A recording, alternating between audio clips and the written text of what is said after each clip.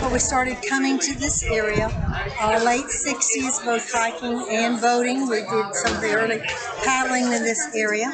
But one of the things that was really neat was when we moved here about 1974, actually it was 74, this was a wonderful place to hang out. There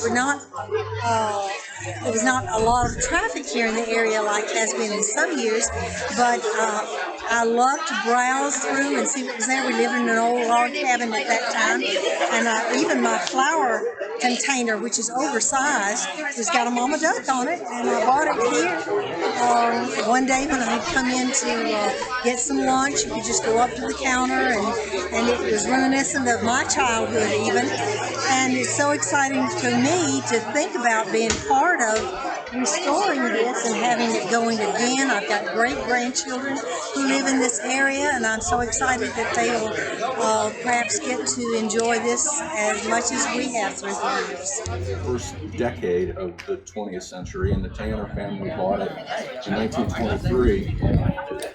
So at the same time, right across the street, the Howard Hall general store and later grocery store were here. The courthouse was built in 1904.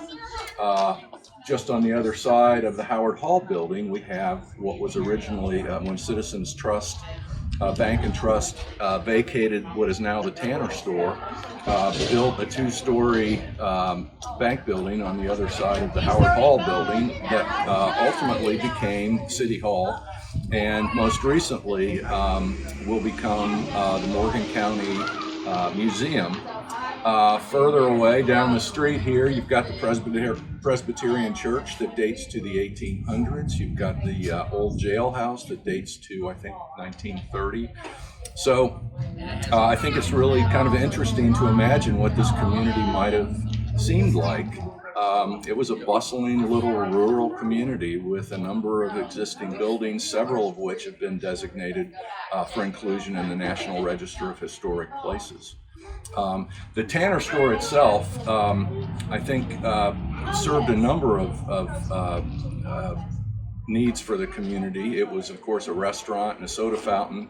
Also, the miners from the coal mines in Gobi were brought into town. The Tanner building had a shower facility out back, and the miners were able to come here and shower up after working their shifts. The corner building, once occupied by the bank, became Tanner Drug Store.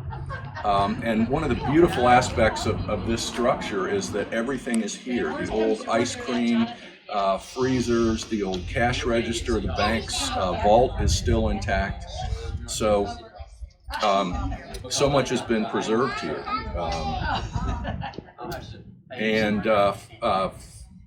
Should I get into my... When I was a little girl, which I am now 78, we used to come out and get medicine from the great-grandfather, I suppose, of Tanner's here. He was the pharmacist, and his wife was the cashier, and we got ice cream in our little glass bowls, and they brought us a glass of water. We sat at those little tables, and I really enjoyed it, and I felt like I was in an expensive place. It was always a beautiful place, and I love it. One of my favorite stories about the Tanner store is when about 1974, 75, there was 5 children of us, and our money was tight, and my parents gave each of us $10 to come to Tanner's store and do a little shopping spree for Christmas.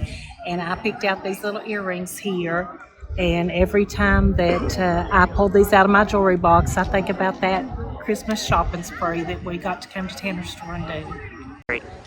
I grew up here in town, about 2 blocks from Tanner's store. Locals, we called it Nick's, because Nick Tanner's the one that ran it. Like I said, as soon as I got big enough to come to town, I come over to town.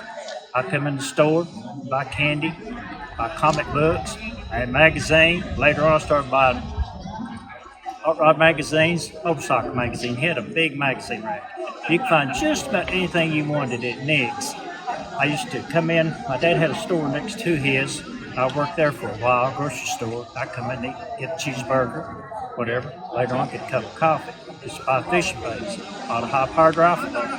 You could get just about anything you wanted at Nick's or Tanner's Cafe. Sitting in there one day, man come in. He said, "Could I help you?" He said, "I don't know if you can or not." I said, "I need a guitar string." "You got them?" "Yeah, I do." He went back towards the vault, come back out with a guitar string. Later on, a few years later, my sister got a mandolin. She didn't play it much, and I said, "Can I borrow it? Try to learn how to play it." So me and my cousin got it, and it's out of tune. We went to try to tune it up, broke a string on it. He told me which one I needed. I said, "Well, I'll go next, get a guitar string and cut it off." I went next to him and said, "I need such string."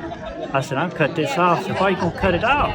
I was putting it on the mandolin. He said, "Why don't you let me sell you a mandolin string?" My mouth dropped open. He said, "I got them for mandolins, banjos, and fiddles."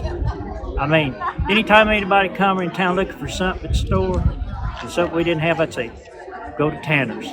He only had it. 3. The town square of Wartburg holds a lot of sweet memories for me and my family. Before the 4-lane was built, my great aunt and uncle lived at the top of Water Tank Hill. And one of the adults would walk the kids down the path from their house down to the town square and bring us to Tanner's for ice cream. And we just thought that was the greatest time ever. We grew up going to First Baptist Church. It was a safe place. We never felt threatened. And we just visited all the little stores along the strip.